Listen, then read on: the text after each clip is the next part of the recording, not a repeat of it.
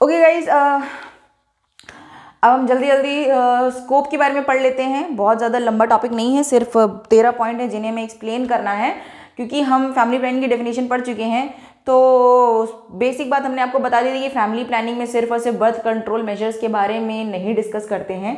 Family planning is more, ठीक है, ये और भी ज़्यादा चीज़ें, इसमें ज़िंदगी को जीने का तरीका कहीं ना कहीं, ठीक है, एक फैमिली का ख्याल कैसे रखा जाता है, फैमिली को प्लान कैसे किया जाता है according to your finances, according to your circumstances, ठीक है। तो इसके बारे में हम स्टडी करेंगे। तो पहला पॉइंट कहता है guys, proper spacing and limitation of birth, ठीक है, जो कि ऑब्जेक्टिव में 5th पॉइंट था, ठीक है।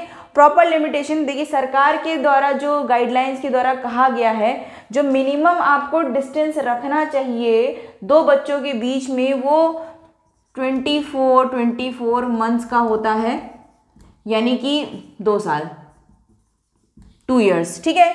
जो मिनिमम होना चाहिए, इतना टाइम एक माँ को रिकवर करने के लिए चाहिए ही चाहिए, उसकी बॉडी को रिकवर करने के लिए चाहिए, ताकि वो दूसरे बच्चे के लिए अपने आप को तैयार कर सके, और ताकि फैमिली में जो इनकम अर्निंग मेंबर है, जो कि मेल पर्सनालिटी ज़्यादातर होते हैं, ठीक है, तो वो अपना फाइनेंसेस को भी मैनेज कर सके कि वो दूसरे बच्चे के लिए उतने फाइनेंसेस इकट्ठा कर पाए कि अगर वो 2 बच्चे को पाल सकते हैं तो फिर वो दूसरा बच्चा प्लान करें, ठीक है। तो proper spacing and limitation is part of family planning, ठीक है। Investigation and advice on sterility, guys ये टॉपिक एक बहुत ही नेसेसरी है, इन्वेस्टिगेशन एंड एडवाइस, ठीक है। जैसे कि अगर आप कोई बच्चा प्लान कर रहे हैं, ठीक है, एंड आप कंसीव करना चाह रहे हैं, आप फैमिली शुरू करना चाह रहे हैं अपनी, लेकिन बिकॉज ऑफ स्टेरिलिटी प्रॉब्लम, ठीक है, ये मेल में भी हो सकता है और ये फीमेल में भी हो सकता है, और कॉमन फैक्टर्स हो सकते हैं इन चीज़ों के, ठीक है। फीमेल में देखिए पॉसिबल हो सकता है कि पीरियड्स टाइम से ना आ रहे हो, ओवर ब्लीडिंग हो रही हो, ठीक है, ये सब सिम्टम्स हैं कि आपको कंसीव नहीं हो रहा है या स्टेरिलिटी की प्रॉब्लम हो सकती है। इसके लिए डायग्नोस करना ज़रूरी है, कि डायग्नोस करने में पता चलता है कि आपका प्रॉपर ओव्यूलेशन नहीं हो रहा है, क्योंकि पीरियड्स इरेगुलर होने से ओव्यूलेशन टाइम से नहीं हो रहा है, ठीक है, ओव्यूलेशन में दिक्कत आ रही है, या पॉलीसिस्टिक सिंड्रोम हो सकता है। पॉलीसिस्टिक सिंड्रोम एक डिजीज़ होती है जिसमें ओव्यूलेशन होता नहीं है, यानी कि ओवरी से एग बाहर नहीं आता है। जैसे गाइस अगर आप ये समझें, ठीक है, ये ओवरी है, फीमेल की ओवरी है, ठीक है,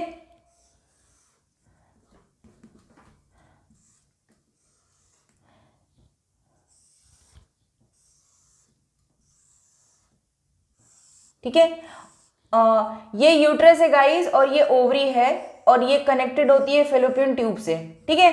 यहाँ ओवरीज में जो ओवम होता है, ठीक है, वो जब बाहर आता है फेलोपियन ट्यूब में, ठीक है, ये फेलोपियन ट्यूब है गाइस, ये दिस इज फेलोपियन ट्यूब।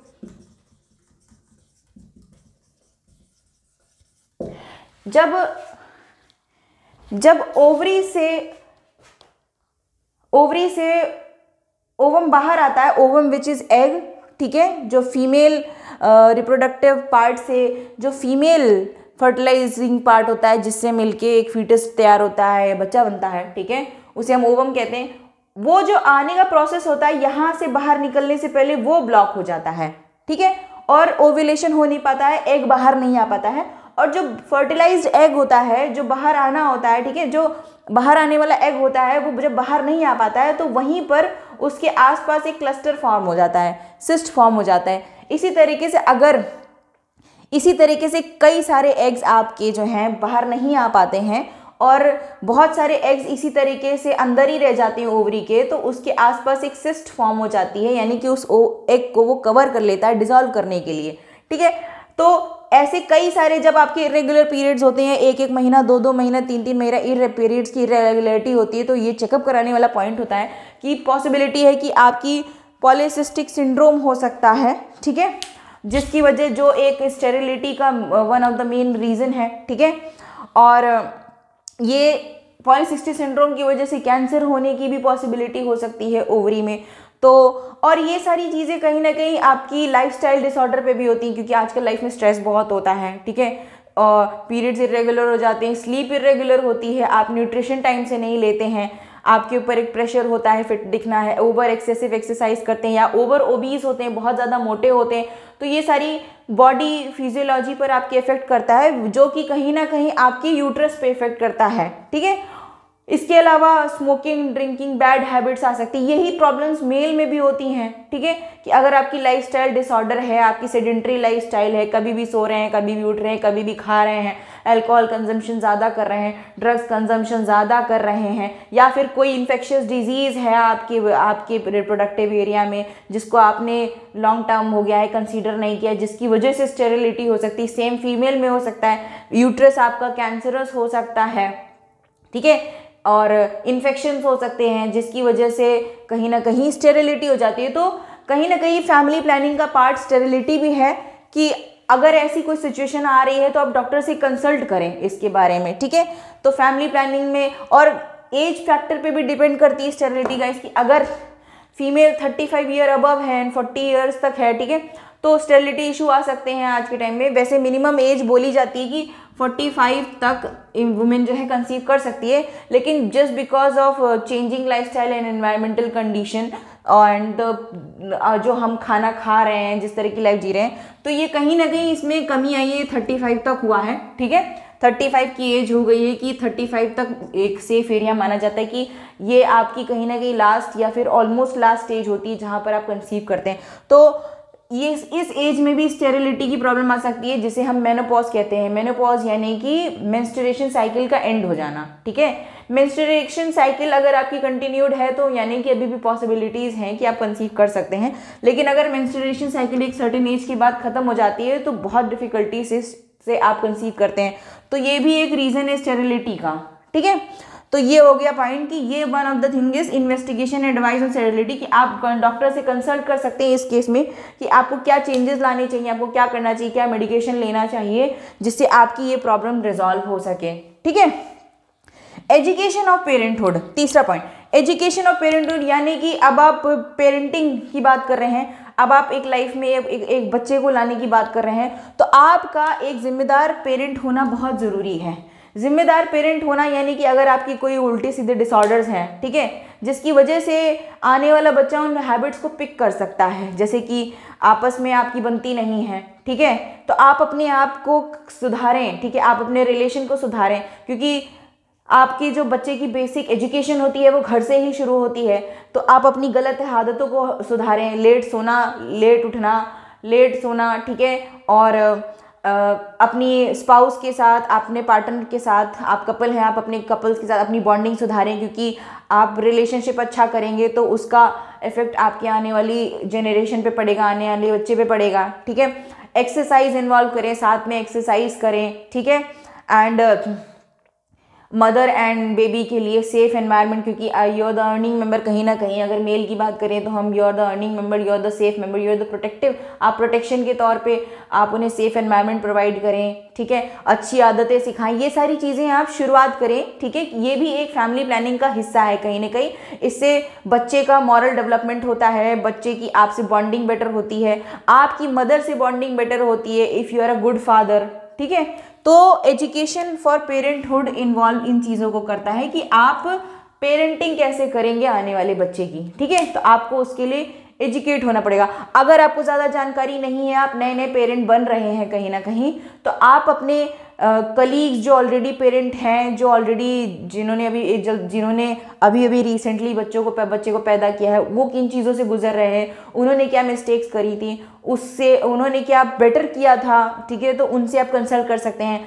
अगर आपके फ्रेंड सर्कल में ऐसा कोई नहीं है तो फैमिली मेम्बर में किसी ने अगर रिसेंटली में जिनके 2 या 3 साल के बच्चे हैं, तो आप उनसे राय लीजिए पेरेंटिंग पे कि उन्हें क्या करना चाहिए, तो आप गाइडेंस लीजिए। दीज आर द थिंग्स, ये सारी चीज़ें जो हैं पेरेंटहुड में इन्वॉल्व होती हैं, ठीक है। अब फोर्थ पॉइंट आ जाता है सेक्स एजुकेशन, ठीक है। सेक्स एजुकेशन में गाइस सिर्फ और सिर्फ इतना इन्वॉल्व नहीं होता है कि ये सिर्फ कपल्स के लिए है, ये अनमैरिड लोगों के लिए भी है। Sex education is mostly referred to safe sex, ठीक है। कॉन्ट्रासेप्टिव्स का इस्तेमाल करें अगर आप अनवांटेड, जैसे हमने ऑब्जेक्टिव के बारे में बात करी थी, bring about wanted birth, bring about wanted birth and avoid unwanted birth. Sex education का मेन मोटिव ये होता है कि अगर आप सेफ सेक्स नहीं कर रहे हैं तो आप इन सारी सिचुएशन में पड़ सकते हैं। अनवांटेड बर्थ किसी को नहीं चाहिए। अगर आप यंग एज में हैं तो आपको अनवांटेड बर्थ बिल्कुल भी नहीं चाहिए, क्योंकि आप जिम्मेदार नहीं होते हैं उस समय एक बच्चे की रिस्पॉन्सिबिलिटी निभाने के लिए, ठीक है। इसमें सिर्फ और सिर्फ अनकंट्रोल्ड बर्थ की बात नहीं होती है, ठीक है। इसमें बहुत सारी बातें इंक्लूड होती हैं कि आप अगर आपको कोई इशू है ड्यूरिंग इंटरकोर्स, ड्यूरिंग कोइटस, अगर आपको कोई इशू है तो आप अपने पार्टनर से कम्युनिकेट करें, इसके बारे में काउंसलिंग होती है इसकी भी। और कहीं ना कहीं इसमें यह है कि नेगोशिएशन की है कि आपको क्या चीज़ें नहीं पसंद हैं, क्या चीज़ें पसंद हैं, ठीक है, या फिर आप अपना रिलेशनशिप किस तरीके से रखना चाहते हैं, आप लोग कम्युनिकेट करते हैं इन चीज़ों के बारे में कि नहीं। ये सारी चीज़ें सेक्स एजुकेशन में इन्वॉल्व होती हैं, ठीक है। कम्युनिकेशन, ठीक है। तो सेक्स एजुकेशन में बहुत सारी, जैसे कि बहुत सारे लोगों में ये होता है कि अगर हम चाहे वो अर्बन हो चाहे रूरल की बात कर लें, बहुत सारे में होता है कि mens don't want to use contraceptive, so there are option. वो मेन अगर आदमी कॉन्ट्रासेप्टिव यूज़ नहीं करना चाहते हैं तो फीमेल कॉन्ट्रासेप्टिव्स भी अवेलेबल होते हैं। अगर फीमेल जो है कहीं ना कहीं कंफर्टेबल नहीं है इन सब चीज़ों से, ठीक है, क्योंकि व्हेन यू यूज़ कॉन्ट्रासेप्टिव्स या हार्मोनल पिल्स जब आप खरीद लेते हैं अपनी बॉडी में तो आपकी बॉडी में बहुत सारे चेंजेस आते हैं। तो इनके बारे में भी आपको अपने पार्टनर से बात करनी चाहिए कि आप उन्हें मोटिवेट करें कॉन्ट्रासेप्टिव यूज़ करने के लिए, रादर देन आप अपनी बॉडी को प्रेशराइज करें, ठीक है। तो सेक्स एजुकेशन में ये कहीं ना कहीं इन्वॉल्व होता है फैमिली प्लानिंग में, ठीक है। स्क्रीनिंग ऑफ पैथोलॉजिकल कंडीशंस, 5वां पॉइंट है screening of pathological condition related to reproductive system, ठीक है। पैथोलॉजिकल कंडीशन कहीं ना कहीं ऐसी कंडीशन होती है जिसमें आपका जो रिप्रोडक्टिव पार्ट है, फीमेल में यूट्रस की बात कर लेते हैं और मेल में हम पेनिस की बात कर लेते हैं, ठीक है। तो इसमें कोई ना कोई ऐसी कंडीशन होती है जिसकी वजह से कंसीव करने में प्रॉब्लम होती है, ठीक है, कंसेप्शन नहीं हो पाता है। तो जैसे कि ओवरी में आपकी ओवरी कैंसरस हो सकती है एंड ओवरी में कोई ना कोई इशू हो सकता है जिसकी वजह से आपको कंसीव नहीं हो रहा है, जिसके सिम्टम्स आपको जैसे मैंने बताया कि लेट पीरियड्स हो रहे हैं, आपको पेनफुल पीरियड्स हो रहे हैं, ड्यूरिंग इंटरकोर्स आपको बहुत ज़्यादा पेन हो रहा है, ठीक है। ये सारे सिम्टम्स होते हैं जिससे पता चलता है कि शायद कोई ना कोई ऐसी पैथोलॉजिकल कंडीशन है जिसकी वजह से आप कंसीव नहीं कर पा रहे हैं, ठीक है। तो ये सारी चीज़ें पहले ही अगर आपको ऐसी चीज़ें फील हो रही हैं तो और आप रिसेंटली बच्चा को कंसीव करना चाहते हैं या पेरेंट बनना चाहते हैं, आप सोच रहे हैं प्लानिंग की तब कर रहे हैं, फैमिली प्लानिंग कर रहे हैं कि हमें अब अपना पहला बच्चा करना चाहिए, तो ये सारी कंडीशन अगर आप फील कर रहे हैं तो आप डॉक्टर से कंसल्ट करें। सेम गोज विद मेल, ठीक है। मेल में भी बहुत सारी चीज़ें हो सकती हैं, इरेक्टाइल डिसफंक्शन हो सकता है, ठीक है, और कोई इन्फेक्शियस डिजीज़ हो सकती है, और स्पर्म की मोटिलिटी कम हो सकती है, ये स्पर्म काउंट कम हो सकता है जिसकी वजह से कंसेप्शन नहीं हो पा रहा है। तो ये सारी पैथोलॉजिकल कंडीशन में आ जाती हैं जिसको कहीं ना कहीं डॉक्टर से कंसल्ट कर लेना बहुत ज़रूरी है बिफोर कंसीविंग अ बेबी, ताकि आपका बेबी जो है क्योंकि uterus is a kind of environment in which a baby grows, ठीक है, अ फीटस ग्रोज, ठीक है। तो अगर आपका यूट्रस ही सही नहीं है, कंसेप्शन एरिया ही सही नहीं है, तो it will create a lot of problem to grow, ठीक है, for a fetus to grow. तो बहुत ज़रूरी है इन पैथोलॉजिकल कंडीशन को समय पर ऑब्जर्व कर लेना ताकि ऐसी कोई प्रॉब्लम ना आए डिलीवरी के टाइम में, क्योंकि अगर ये कंडीशंस हो सकती हैं तो कहीं ना कहीं बेबी में एबनॉर्मेलिटी हो सकती है, फीटस में एबनॉर्मेलिटीज़ हो सकती हैं, जिसकी वजह से कहीं ना कहीं आपकी फैमिली फ्यूचर में डिस्टर्ब हो सकती है। क्योंकि अगर कोई बच्चा अबनॉर्मल पैदा होता है तो this is the one thing which parent goes through कि अगर बच्चा अबनॉर्मल पैदा हुआ है या उसको कुछ डाउन सिंड्रोम की प्रॉब्लम है या सिकल सेल एनीमिया हो गया है या बच्चा एनीमिक है, ठीक है, तो कहीं ना कहीं आपको लाइफ लॉन्ग उसकी मेडिकेशन, उसकी वेलबींग के लिए परेशान होना पड़ता है। और अगर डाउन सिंड्रोम है, ऐसी कोई प्रॉब्लम है, तो बच्चा बहुत ज़्यादा रिस्पॉन्सिव नहीं होता है, तो आपको बहुत सर्वाइव करने में बच्चे को बहुत इश्यूज़ होता है, उसको हमेशा एक ना एक बंदा हेल्प के लिए चाहिए होता है। तो ये सारी चीज़ों से आप ना गुजरें, इसके लिए पैथोलॉजिकल कंडीशन को ऑब्जर्व कर लेना बहुत ज़रूरी है। ठीक है, अब आ जाते हैं genetic counselling. Genetic counselling is something couple should do either before marriage, अगर क्योंकि बहुत सारे लोग हैं जो अभी भी इतने जागरूक नहीं हैं कि वो शादी से पहले जेनेटिक काउंसलिंग कर लें या पता कर लें कि फैमिली में कोई ऐसी कोई डिजीज़ तो नहीं है जो आनुवांशिक है या जेनेटिक है, जो आपके generation to generation carry forward हो रही है और पॉसिबल है कि आपके बच्चे में वो पर्टिकुलर डिजीज़ आ सकती है। बहुत सारे लोग हैं जो पता करा लेते हैं, बहुत सारे लोग इस बारे में केयर नहीं करते हैं क्योंकि उनको इस बारे में बहुत ज़्यादा पता नहीं होता है। तो जैसे कि हमने आपको बताया सिकल सेल एनीमिया है, सिकल सेल एनीमिया है, ठीक है, साइकोसिस है, हार्ट इश्यूज हैं, डाउन सिंड्रोम है, थैलेसीमिया है जिसमें बॉडी में ब्लड नहीं बनता है। ठीक है, सिकल सेल एनीमिया एक ऐसी डिजीज़ है जिसमें सेल का शेप जो होता है ऐसा होने के बजाय ऐसा पतला हो जाता है, जिसकी वजह से जो ब्लड में न्यूट्रिएंट्स की कैरी करने की प्रॉपर्टी होती है और जो ऑक्सीजन कैरी करने की ब्लड की प्रॉपर्टी होती है वो कैंसिल हो जाती है, वो गड़बड़ हो जाती है, जिसकी वजह से ब्लड सेल जो है वो आरबीसीज जो हैं वो बॉडी पार्ट्स में न्यूट्रिशन को, ऑक्सीजन को सप्लाई नहीं कर पाते हैं। थैलेसीमिया में क्या होता है कि थैलेसीमिया में बॉडी में ब्लड बनता नहीं है, प्रॉपर ब्लड बनता नहीं है, तो आपको हर महीने ब्लड ट्रांसफ्यूजन कराना पड़ता है और ऐसे जो बेबीज़ होते हैं वो हमेशा एनीमिक होते हैं, हमेशा उनको जल्दी डिजीज़ हो जाती है, बहुत ज़्यादा इम्यून सिस्टम उनका वीक होता है। तो कहीं ना कहीं पेरेंट्स भी स्ट्रेस्ड आउट होते हैं क्योंकि अगर ऐसे बच्चे हो जाते हैं तो उनकी लाइफ लॉन्ग हमेशा आपका जितनी भी इनकम है वो उनके मेडिकेशन में खर्च होती है। तो फैमिली में भी कहीं ना कहीं स्ट्रेस लेवल बढ़ जाता है और आप बच्चे की हेल्थ को लेके भी स्ट्रेस्ड होते हैं, आप भी स्ट्रेस्ड होते हैं, आपकी इनकम का एक हिस्सा हमेशा मेडिकल चेकअप्स में एंड मेडिसिन में जा रहा होता है बच्चे की। तो बहुत सारी चीज़ें होती हैं जो फैमिली प्लानिंग में इन्वॉल्व होती है, which is one of the thing जिसके लिए आपको कहीं ना कहीं एक मेजर लेना चाहिए। जेनेटिक काउंसलिंग इज समथिंग कि आपको डॉक्टर से कंसल्ट कर लेना चाहिए कि अगर ऐसा कोई केस है फैमिली में तो हम क्या कर सकते हैं। ठीक है, अगर कुछ ऐसी बीमारियां होती हैं जो नहीं ठीक हो सकती हैं, जिसमें पॉसिबल है कि उन्हें जेनेटिकली पास होना ही होना है, तो इट इज़ बेटर कि आप एक मेडिकली अनफिट बच्चा पैदा करने से बेटर है कि आप अडॉप्शन सर्विसेज की तरफ जाएं। ठीक है, या अनदर ऑप्शंस चेक कर सकते हैं। ठीक है, अब आ जाते हैं 7th ऑप्शंस की, pre marital consultation and examination. Pre marital consultation examination is something कि जैसे आपकी शादी नहीं हुई है, ठीक है, प्री मैरिटल कंसल्टेशन में दोनों चीज़ आ जाती हैं। पहली तो एक चीज़ आ जाती है कि अभी आप शादीशुदा जोड़ा नहीं हैं, आप अभी शादी के लिए सोच रहे हैं, तो आपने आपको इसमें काउंसलिंग भी इन्वॉल्व हो जाती है कि शादी के लिए खुद को तैयार करना, शादी जैसी बड़ी चीज़ के लिए खुद को तैयार करना, उसके लिए उसकी काउंसलिंग भी होती है। And pre marital consultation and examination, इसमें ये भी आ जाता है कि अगर आप शादी कर रहे हैं तो आप पहले से एग्जामिन कर लें बहुत सारी चीज़ों को। ठीक है, इसमें पैथोलॉजिकल कंडीशंस भी आ जाती हैं, जेनेटिक काउंसलिंग, दोनों ही चीज़ें आ जाती हैं। ठीक है, ताकि हमें ये पता चल जाए कि इसमें ज़रूरी नहीं, पैथोलॉजिकल कंडीशन में ये सब भी हो सकता है कि अगर आपको कोई स्पेसिफिक डिजीज़ है, आपकी बॉडी अगर डिजीज़ है, या फिर मान लीजिए आपको एड्स है ना, जो आपको पता नहीं है, आपने ब्लड टेस्ट वगैरह करा, आपको पता चला कि आपको HIV एड्स है, तो वो पॉसिबल है कि वो बच्चे में हो सकता है।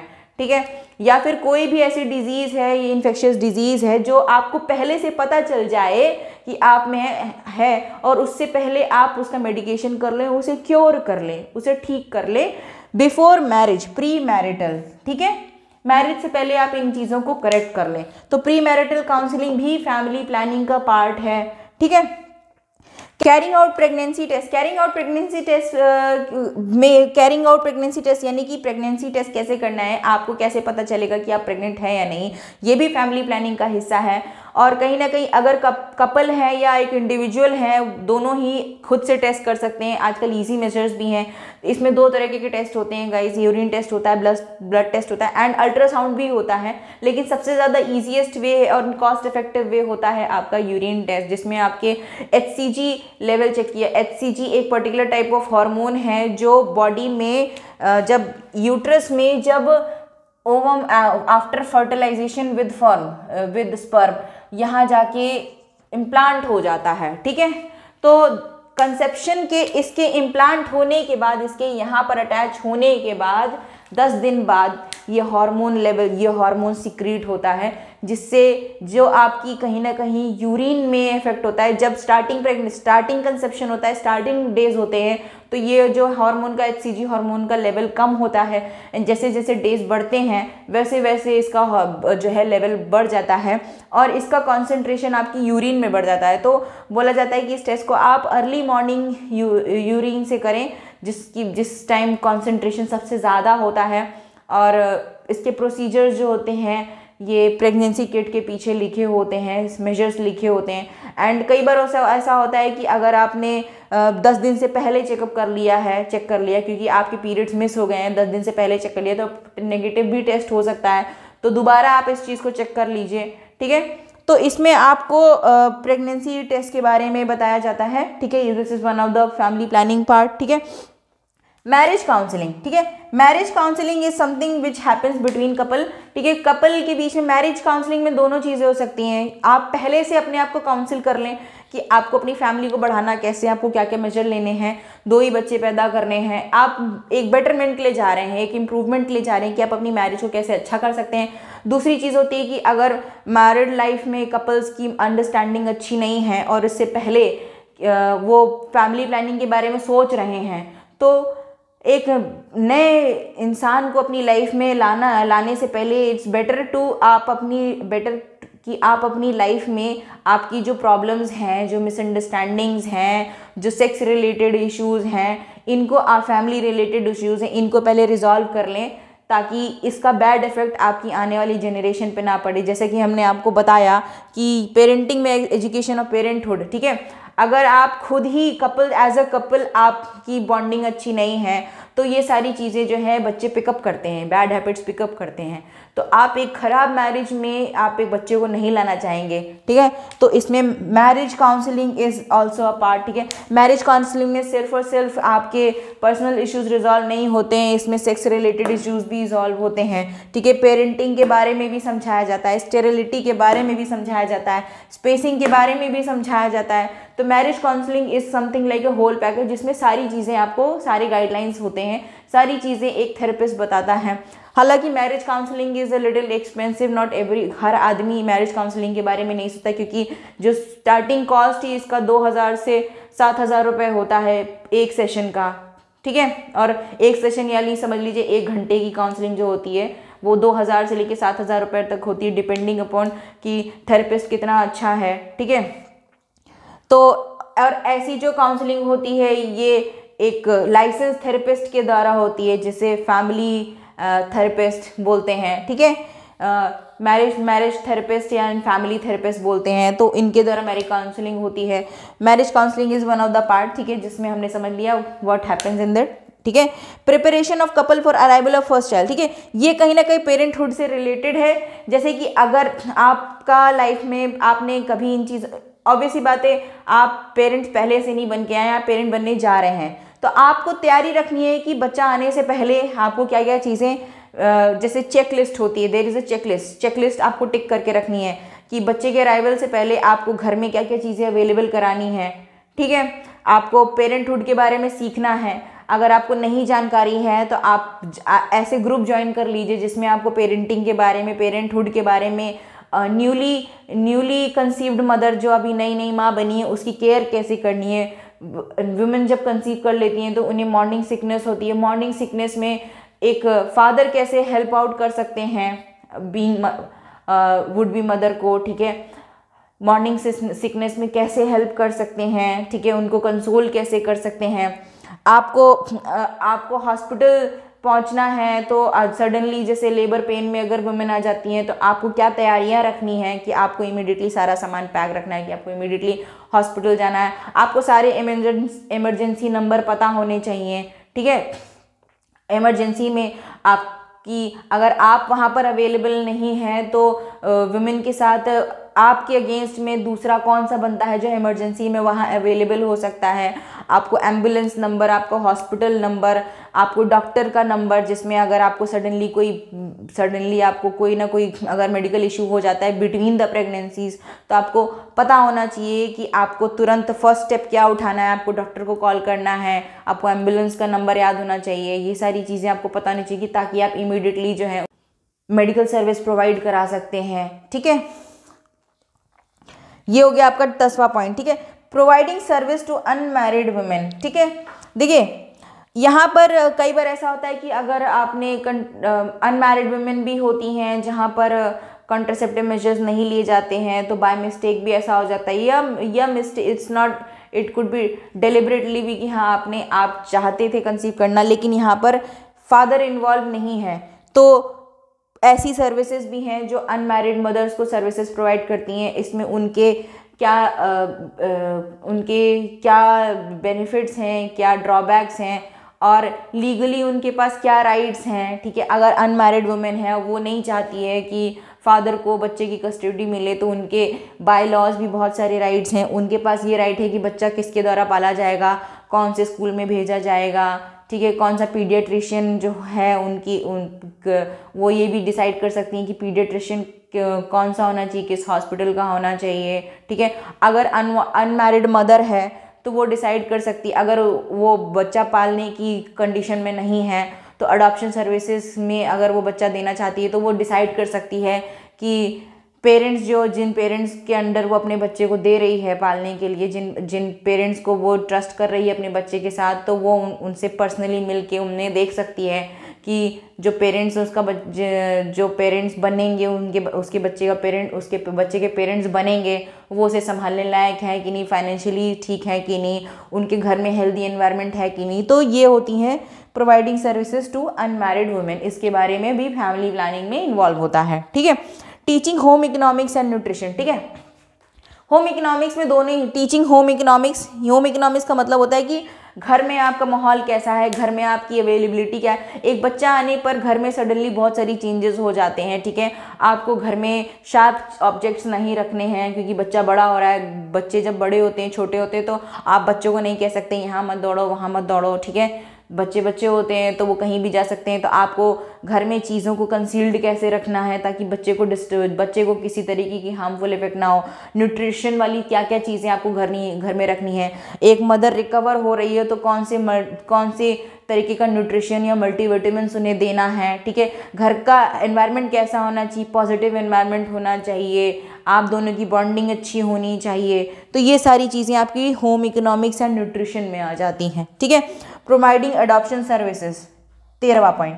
प्रोवाइडिंग एडॉप्शन सर्विसेज कहता है गाइस कि जैसे इन केस अगर कपल और जहाँ यहाँ पर स्टेरिलिटी इन्वॉल्व हो जाती है, investigation, advice and sterility. In case couple ऐसी एज में है या ऐसी स्टेज में है जहाँ पर किसी एक मेल या फीमेल में कोई मेडिकल कंडीशन है जिसकी वजह से they are unable to conceive. ठीक है, तो यहाँ पर एडॉप्शन सर्विसेज आ जाती हैं कि अगर आप बच्चा नहीं पैदा कर पा रहे हैं तो आप बच्चा अडॉप्ट कर सकते हैं। ठीक है, तो अडॉप्शन सर्विसेज में अनमैरिड मदर भी आ सकती हैं, जिसमें अनमैरिड मदर में जैसे कि हमने बात करी कि अगर बच्चा हो गया है उनको और वो पालने लायक नहीं है बच्चे को, फाइनेंशियली वो स्टेबल नहीं है, मेंटली भी कहीं ना कहीं जो है स्टेबल नहीं है अभी बच्चे को देखभाल करने के लिए, तो वो अपना बच्चा अडॉप्ट कर सकते हैं, जिसमें हमने आपको बताया सर्विसेज में।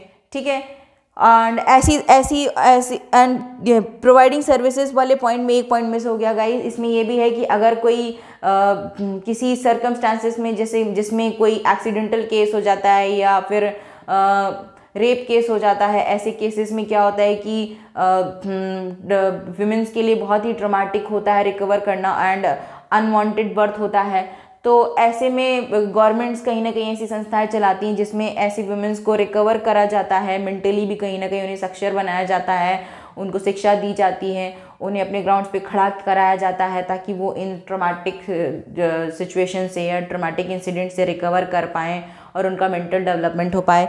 ये 11th पॉइंट में प्रोवाइडिंग एडॉप्शन सर्विसेज में बेसिकली क्या है कि कहीं ना कहीं इसमें इन्वॉल्वमेंट ये है कि अगर कोई कपल कंसीव नहीं कर पा रहा है तो वो अडॉप्शन की तरफ जो है अपना कदम बढ़ा सकते हैं, ठीक है, क्योंकि दुनिया में ऐसे बहुत सारे बच्चे हैं जिनके पास घर नहीं है, तो कहीं ना कहीं आप अडॉप्शन के ज़रिए घर दे सकते हैं। और अडॉप्शन कर लेना इज़ बेटर कहीं ना कहीं होता है एक कपल के लिए, कि अगर आपकी लाइफ में बच्चा नहीं है तो कहीं ना कहीं फैमिली में भी कॉन्फ्लिक्ट्स होते हैं, ठीक है, एंड कपल्स के बीच में कॉन्फ्लिक्ट्स होते हैं रिगार्डिंग देयर कमिंग जनरेशन। तो अडॉप्शन इज़ समथिंग जिसके बारे में कपल्स को सोचना चाहिए। ये कहीं ना कहीं आपको डॉक्टर से कंसल्ट करना चाहिए। इसमें कहीं ना कहीं काउंसलिंग भी इन्वॉल्व हो जाती है कई बार, ठीक है। इसमें मैरिज इसका भी पार्ट कहीं ना कहीं इंटर रिलेटेड है मैरिज काउंसलिंग से, ठीक है। तो कुछ कपल्स होते हैं जो कहते हैं कि नहीं हम बाहर का बच्चा नहीं पालेंगे वगैरह वगैरह, तो उसमें एक डॉक्टर काउंसलिंग भी कर सकता है कपल्स को कि नहीं it is better to not have a child than not to have a child, ठीक है। तो ये सारी चीज़ें आपकी फैमिली प्लानिंग के स्कोप में इन्वॉल्व हो जाती हैं। आई एम श्योर आपको पॉइंट क्लियर हो गए होंगे, जिसको हम थोड़ा सा डिस्क्रिप्टिव वे में मैंने कोशिश करी आपको थोड़ा सा ब्रीफ में समझाने के लिए, ठीक है। अब इसके बाद हम पढ़ेंगे कि ये जो फैमिली प्लानिंग का फैमिली प्लानिंग करने के लिए जो हम कॉन्ट्रासेप्टिव्स मेथड्स यूज़ करेंगे उसके बारे में हम आगे जानेंगे, ठीक है। तो गाइज आपका डेफिनेशन फैमिली प्लानिंग आपकी डेफिनेशन कंप्लीट हो गई है एंड फैमिली प्लानिंग का स्कोप कंप्लीट हो गया है, ठीक है। तो आपको वीडियो अगर समझ में आया हो, आपको पॉइंट इंटरेस्टिंग लगा हो, तो प्लीज़ लाइक करें, सब्सक्राइब करें मेरे चैनल को और बेल आइकन पे ज़रूर बटन दबाएं।